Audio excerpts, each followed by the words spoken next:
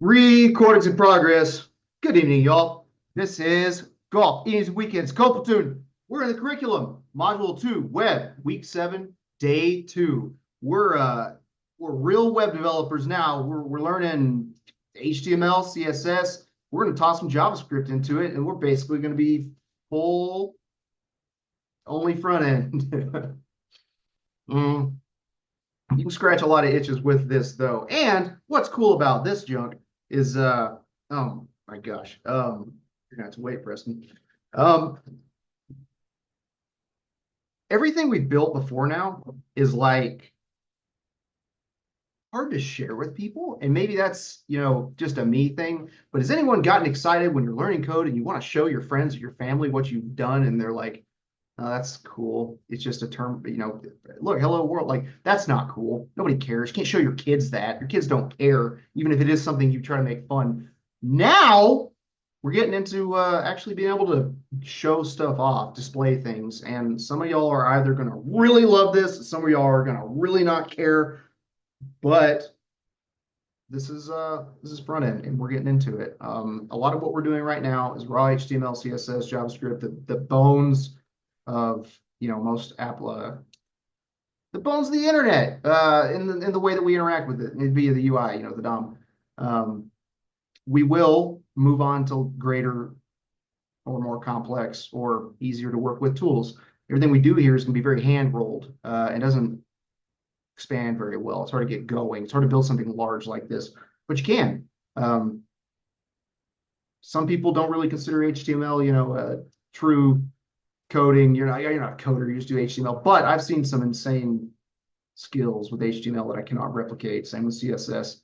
And JavaScript, as we all know, is also a language. So these are all good things to learn. You'd be surprised how much you fall back on this kind of stuff. But let's get into it. This is going to be the DOM part one. We're going to be manipulating the DOM with JavaScript.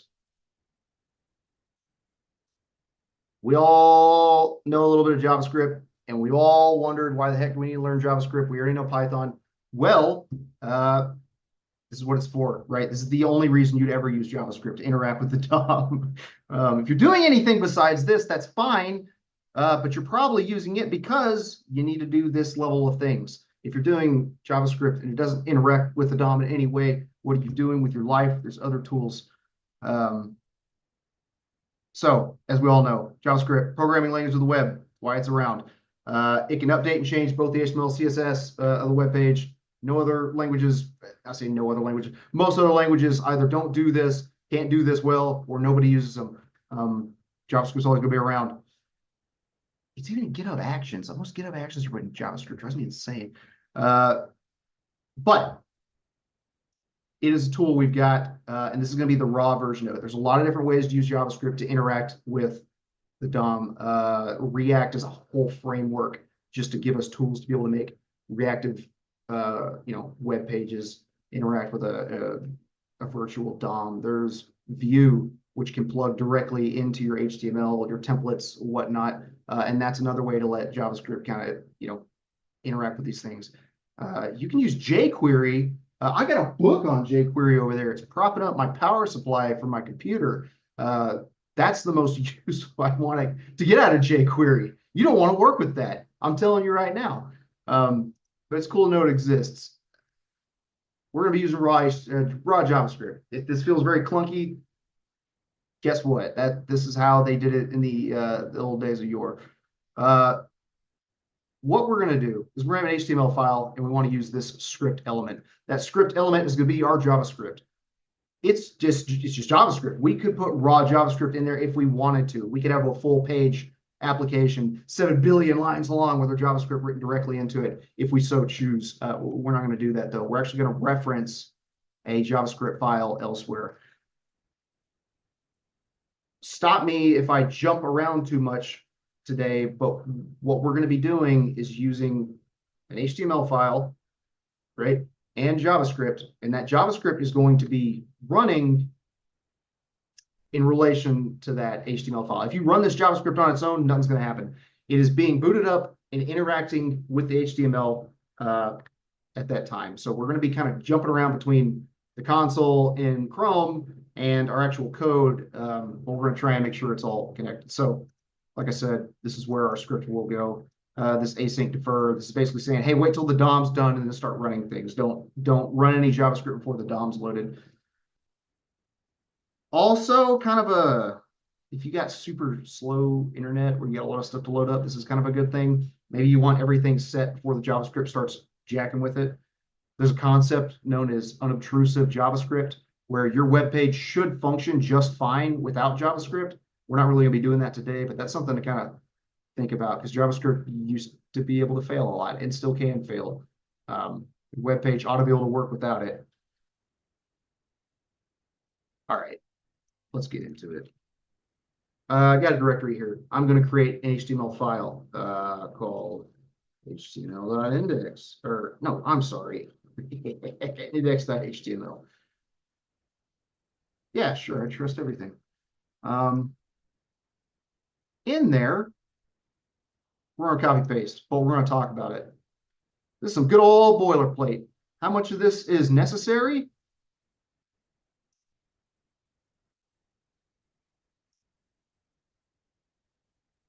Probably that. Like, if we're being honest with ourselves, probably. But this other stuff does exist for a reason. These are good things, which you may not be using a lot.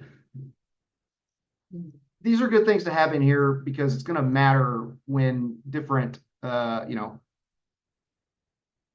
tools interact with your code. This is telling the DOM some stuff it may or may not need. This is metadata, basically. UTF-8, that's our character set. HTTP equivalent, great. Content, internet, edge, all fine. I'm not going to dig into why these things are important or they're not, because most of the time, it's all going to run without this stuff. Great, got a description, content, not even filled out, metadata, cool, don't care. This I care about. Title, dude. What does this do? Does anyone know? Allison? Yeah, that's what you type in between those will display on the tab on the web browser. Yeah, like if this was a web browser, like right here, right? Right up there, Cool. yep. Yeah, let's make sure that it's something that we, that'll be there. Hopefully that doesn't mess with it. I think it will. I wonder if it will. All right, there's our app.js. I think we probably need to create that. Here's some HTML tags. These are some kind of elements. What do they do though? Danielle, what's the difference between this and this? The class, so the ID has more priority than the class, right? I think so. Yeah, no, generally your ID will overwrite your class. Okay. That is true. But again, just different ways to kind of interact. Classes usually, if you got big, wide sweeping things, you want like templating. A class is what you want. And then ID is maybe for more specific things. But you're absolutely, you're on the right page with that. ID is going to be for things we really want to like identify as something important that we're going to be reaching out for. And we'll show you how to use that here. This should just be a button.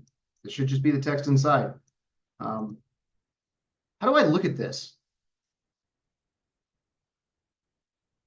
If I want to see what this index.html looks like, how do I run this? In the browser. How? Depends what I use extensions Slide you- Server. Say again? I was gonna say it depends which extensions you have. It does. Or it doesn't. What is this going to do, y'all?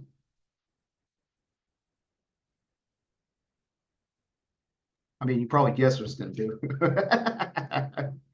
It just opens it, right? The command open is going to be like double clicking on something, right? If you've got an HTML file, it's going to open it in Chrome. That's what my default is. It defaults to Chrome. The live server is better arguably, for this, because we have to open this each time. But this is a quick, easy way. Just know that it exists. God, that's bright. What is built into, ooh, do I even have it installed, y'all? Yeah, I got this after we were here in the last class. What do we want that? Live server? All right, I think this is it.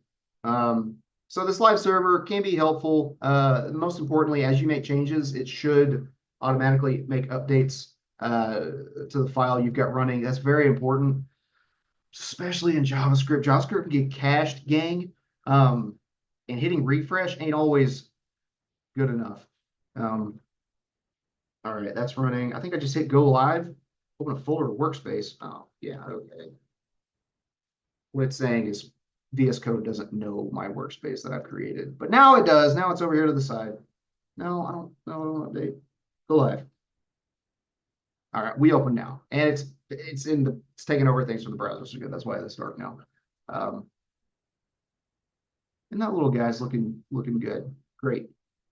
Something I just want to talk about now real quick. I'm going to go a lot of different directions today, but there's a lot of little things I want you all not trip over. When you reload a page, you can Shift R to do that. I'm a Command Shift R kind of guy because I've been bit in the butt by JavaScript not refreshing. JavaScript would stay, it was actually jQuery would stay on the page. It would stay cached. It would set variables and it would stay there. And even though the HTML was updating, JavaScript was not. Command Shift R, hard refresh, hard reset, get rid of all that, clear that JavaScript cache. Just something you might run into, kind of want to do in the future. It happens, especially when you're working with raw JavaScript. So the other big thing, the new thing, whatnot, app.js, that's what we're going to build out. Would you say the part again? I'm about to cache. Command Shift R, or how do we do it in Windows, gang? Does anyone know? Top of your head? Because I don't. Probably just control. Probably just Control R. I don't think it is though.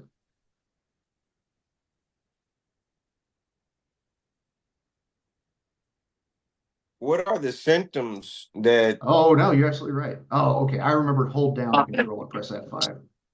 What are the symptoms that you would see that would tell you that that's something that you need to clear? I had heard you mention about the page not being updated or something, but You change some JavaScript and nothing happens.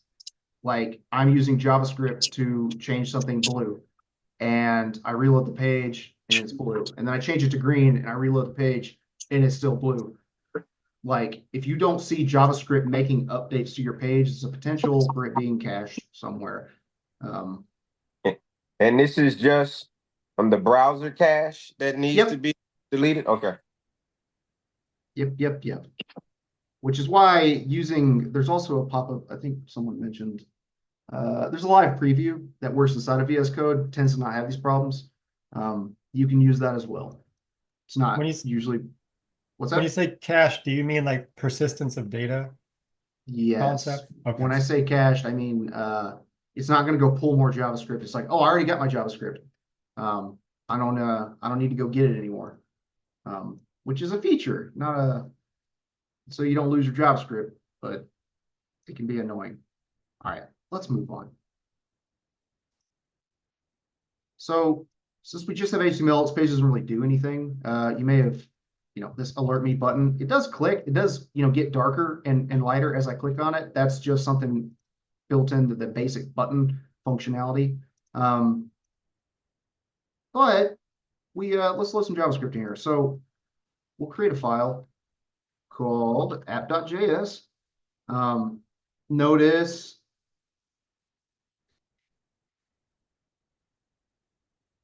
hello.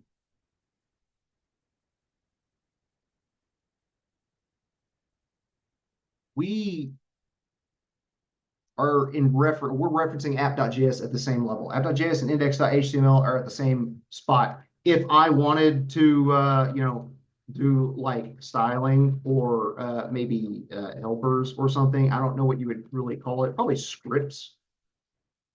and moved app.js into those scripts, we would need to update this to point it to where it needs to go, right?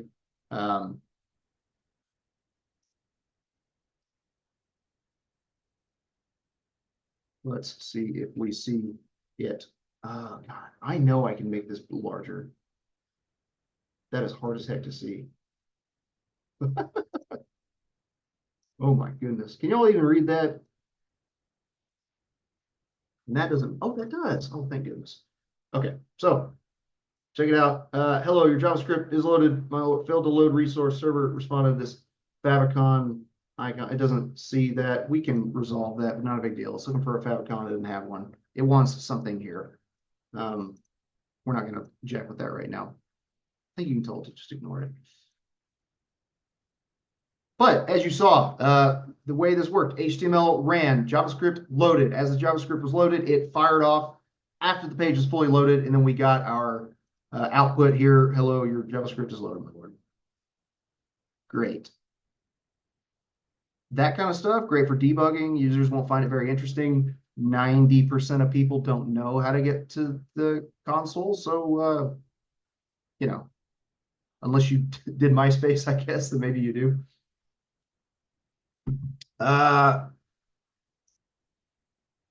Anyhow, what we're going to do next, we're going to interact with the DOM through JavaScript. So we have to identify HTML elements, attach a listener so that when something happens, we fire off an event, and then we're going to write a function to kind of, you know, wrap up that event.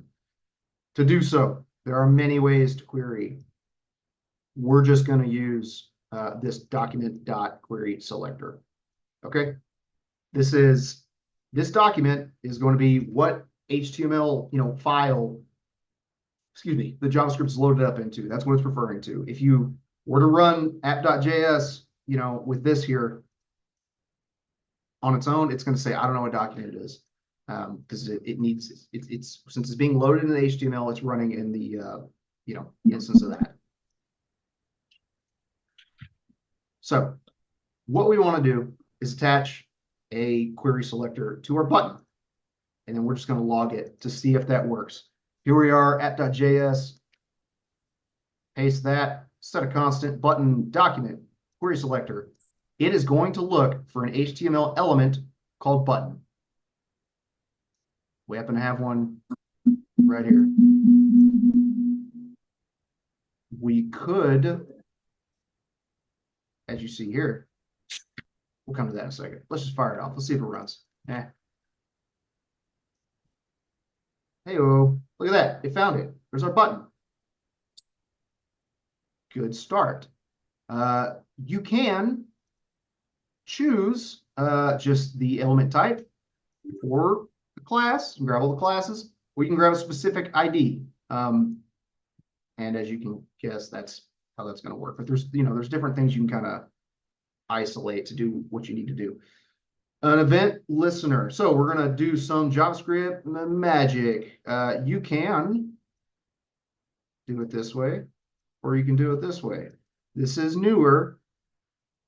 This is older. Both work. Whatever, you know, you want to do, you can do that. I'm going to use this add event listener. This is a little bit more straightforward, old school way. I can show you how to do it this way as well.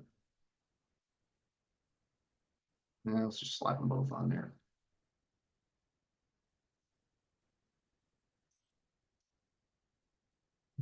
All right, cool beans.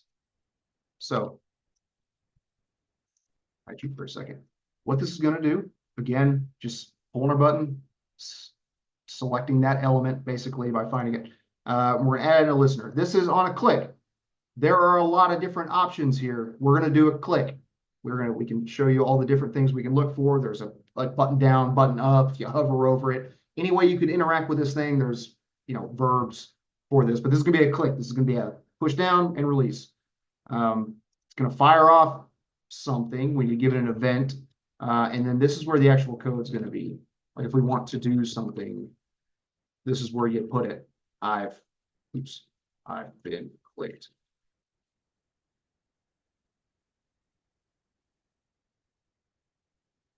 There we go. I think that's gonna work. Let's try that. Oh, looky there. See all these clicks? It's counting them for us. It's saying, look at all these instances of these clicks. All right, that's a good start. First way requires you to pass in a string of the method if you want to listen for, in that case, a click. Like I said, there's plenty of things we can do. You can get real fancy with this. I'm not going to walk through all these. There are so many. But these are all ways you can jack with things. If somebody were to paste, or their media is playing, or a web storage area is being updated. Like, there's a lot of different things. When I'm talking about nearly anything you can do on the DOM, we can capture that in an event, and we look for it. We're gonna mess with click for now. But that's where this comes from. This is not a special word you got to remember. You don't have to remember squat. It's here in the docs. Okay, so this, why I like the word event here and not this on click. Well, I like them both, but why I'm sticking to one so we can all keep it in our heads and we can get the fancy way out of the way later. This is an event, and I'm capturing an event. Oh, it's a bad variable, Jordan. We're gonna deal with it. This is how it's gonna be. When I say E, that's an event. What is the event? It was clicking on the button, and what occurs from that. It is the action that was performed. Yeah, I'm bouncing around too much. So let's do, I don't like just pasting, but oh yeah, I mean, pretty much. Let's look at this event. Verify we've been clicked. I can write more in here if I want to. Let's just look at what an event looks like as well. Get out of my way. Oh, that's a big page. All right, there we go. JavaScript loaded. Alert me. Pop, I've been clicked. Look at this thing. That's our event there. Look at all these different things that we could care about. Most of this we probably don't care about. What I am worried about is this target here. So that's what we'll be tacking onto this. This target was the button that was fired off. And it's all the properties you could ever want. You know, that you think there's not a lot going on under the hood with that button? Wrong-o. There's miles of text helping that button do its job. But I want to do the actual target, which should isolate the button, and I'll prove that to you. We'll see what happens now. Whoop. There's a button again. But the event is referring to it. So, Jordan, we already saw that. No, you saw that I had captured a listener, what I was listening for, and now this is the event. It has been clicked, and now it's showing me, hey, I was clicked. It was this button. What do you want me to do? You can do a lot of things from here, but we actually captured what actually triggered this event. And now we can manipulate it. These can be a little difficult to find exact docs for, but can. And I'll come back to that in a second. I want the text of this button to change. We're manipulating the DOM. There's a target. I'm just going to change that target, and that's why this is useful.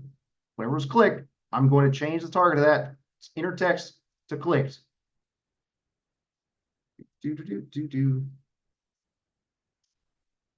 Oh man, bouncing around. Get out of my way.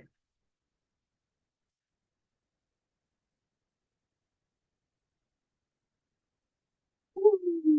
Yay! Cool beans, right? We interacted with the DOM, looked for a click, isolated an event that had to happen to this particular button. When we did so, we said, hey, whatever was clicked, that event that you found, that button type, if it is clicked, you need to do something. Coming up with all these crazy ways to change things, right? You don't always need the event itself, depending on what you're trying to accomplish. For example, you may want to annoy your site's visitors. You give them a pop-up. Y'all didn't get the UI UX talk. Man, this is the worst way to tell somebody information. And I'm being subjective. right now, but I'm telling you, nobody, wants to see that ever. And you can make some super annoying things with this DOM. Yep, great. Hello, Platoon. You can do that on a loop and make it open a million times if you wanted to. This is a really good way to like heat your computer up, running infinite loops in the DOM. You can do all kinds of cool stuff. You can make it look like your site has a bug or has a virus, make things start, flashing and hurt poor people with your website. You can do all those things. Cool beans. That's the end of the lecture. I just want to make sure we can play with this thing. Question. Yes. So when you put the E in there, so you put button.addEventListener, the event it's listening for is a click, and you put the E, that's referring to the button basically being clicked, right? So you have to put E in there for it to listen for it, and then whatever function you want to run. I have to do that because, okay, so really I probably could have just done button.intertext down here, but that would be just this button, right? If I had a bunch of buttons, I want to find the one that actually went off. I believe is how this should work, right? What if there are a few of these? What's going to happen? I haven't tested this. I'm just wondering if Alright. the E is required to listen to itself to run whatever you have inside the brackets. The E? Well, in Yeah. reference to the event that fired off, yes. That's capturing this event. Anything in here is going to be the event. If we want to interact with the event, we need to set it here so that we can interact with it later. Going off the deep end. I don't know off the top of my head why. Ooh, probably because there's more than one. Uh-oh, did I break it? Why did I break it? And Oh, the only the event is first the one. click, right? The event is the click of the button. Like, I'm just trying to wrap my head around that. Yes, yes, it is. So it only can find this first one. It says, I'm going to search through the document. I'm going to find the first one. That's it right there. Maybe we give it an ID. Yeah. Click button. I think there's a different way to query. I think you query multiple things and not just the one. That's probably why this isn't working out. But let me just, for the sake of jacking the things.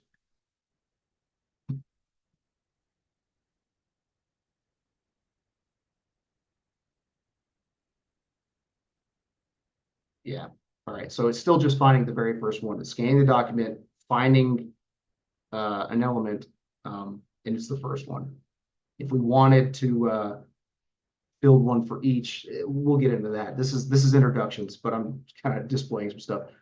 I want to real quick try to add one thing to this. Who have I not ever talked to? I guess I've talked to everybody at this point. But I'm calling Kim, not Kim. Yes, Kim. Sure, Kim, let's go. I don't know if you ever heard of the game Cookie Clicker, where there's a website where a cookie and you click on it and it keeps track of the number of clicks. You want to build that real quick? You feel confident? I don't. My computer's kind of locking up on one part, so I haven't been able to write this all down. No, I really don't no want to try to do that worries. right now.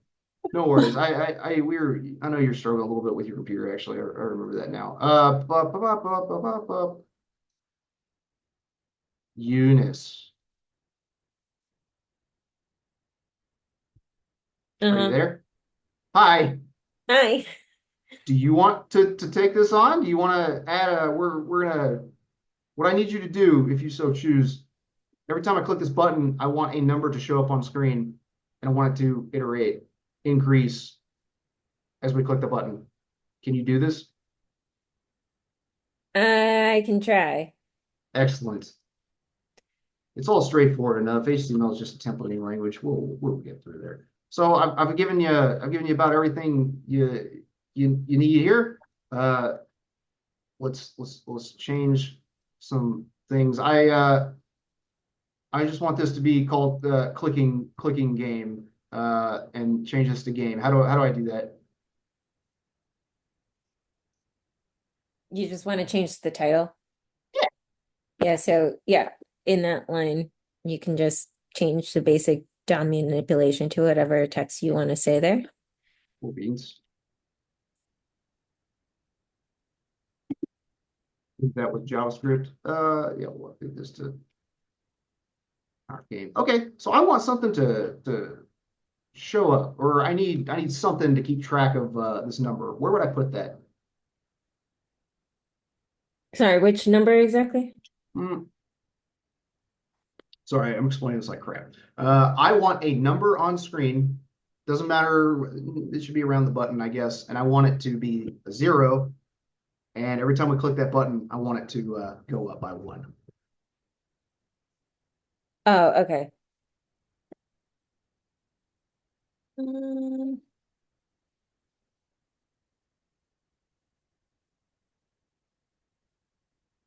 So let's just slap a button on here somewhere. What do you want to? How do you want to keep track of it?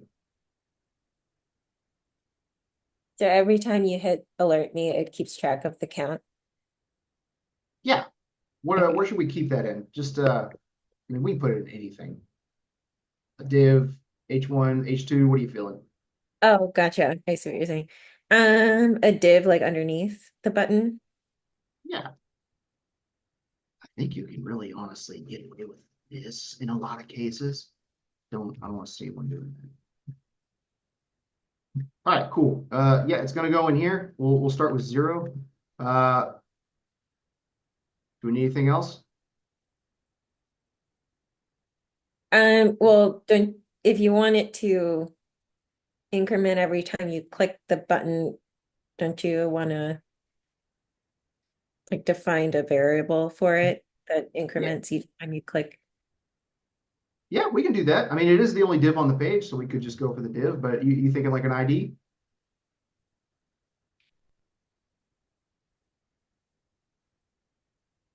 Sure. Okay. Seems good to me. All right, cool beans. Now what?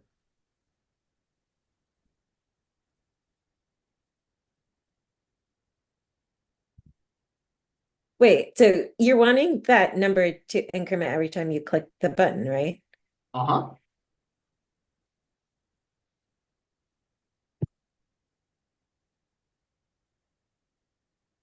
Yeah, well, like wouldn't you need like some sort of event listener for the click? Gotcha. Done. Now what? Oh, okay. Oh, sorry. Um, okay. Alert button. So we've got this alert button. We are looking for it. On a click, we've shown we can make changes. We grabbed the target here. And this is how I grabbed that button. How can I tell JavaScript to interact with this score here?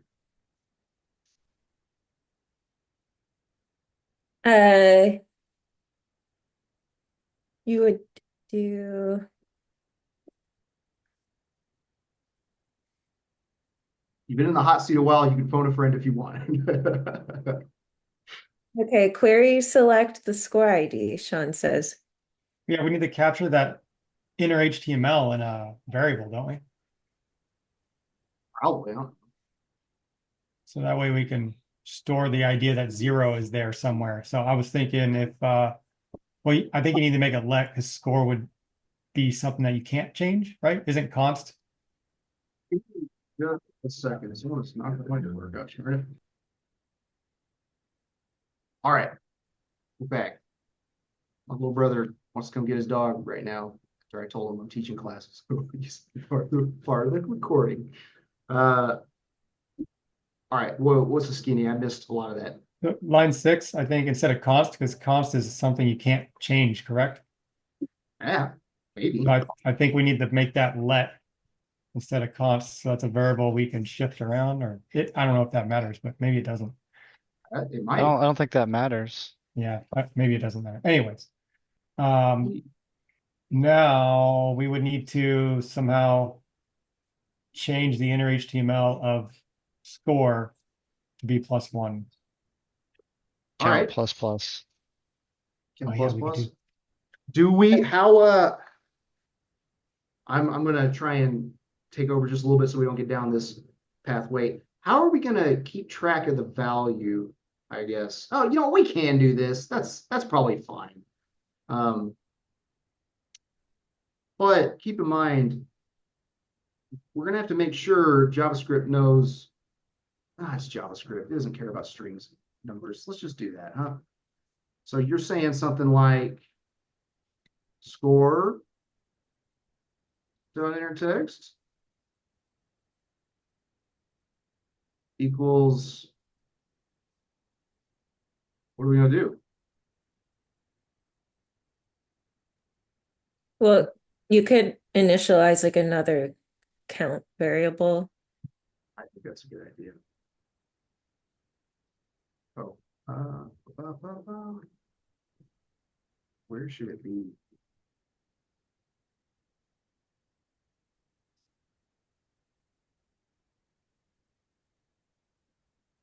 So you're And saying then- something like, Yeah, and then equals, or it would be count plus plus before line 10. equals 1, you can count plus plus, right? It's all good. Oopsies. Does this seem good? This seems good to me. You want to try it? See what happens. Hey, looks great. Why? So there's a few more straightforward ways maybe to do this. You can just iterate on what's already there. But I like having variables because now we can do other things with variables. If we're just referring to the value that exists and just add one to it each time, we may not be able to keep track of the variable in quite the way we want, right? Like we have this set, and this is not the only way to accomplish this. We can actually create new elements with with JavaScript, but I think that throw too many things in there at one time. IDs equals the highest score thing. We can go ahead and leave that blank, and then we can run some extra logic, right? If count is greater than 10,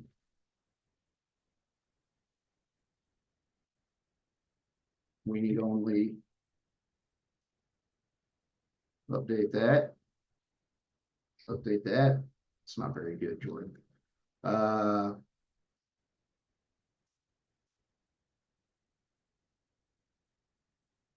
And then maybe update text with I don't know, you're the winner. Maybe does this work? I think that should be fine. How many did I say? 10, 5. Yay! Look at that. Making things happen. Keeping track of the variables. It's all good. I like it. Well, feeling good about this. It's pretty low level stuff. We will add more to it, but I don't want to do too many things at one time. We can play with this all day, and it's fun to do so, but I'm gonna cut it off here. Any questions? Yes, I have one. So will you go back to the web page that you had? Listen. No, the one we were just yeah. So on the console, when it's outputting all that data, right? Is that data being saved in the cache, or is that just similar to on the terminal that we see? It's gonna be the same thing as a terminal, right? There may be some level of history to this. I don't know exactly where it's saved in, but it is lost on a refresh, right? All that is gone. Okay. If you want to keep that, you need to log it somewhere else. Got it. At any time, are we going to go over an in-depth look at dev tools? Yes, there's deeper, uh, there's at least one or two classes where we dig into how to jack with these elements consoles. I'm a big fan of messing with the network at times, but there's a lot of ways we can really play with this. I don't know if I want to call it mega in-depth, but definitely more than more than just the console, right? There's a lot of useful tools here, and those who mess with the front end a lot more than I do, find a lot of use in these things. It can be very helpful. So it's Do you good to know at least what's understand. do you know what section that's in? I will look it up for you. I forget. I don't know off the top of my Okay. head. I'm looking, it's probably in React would be my guess, but I thought it was before that, but it may end up in React. Um,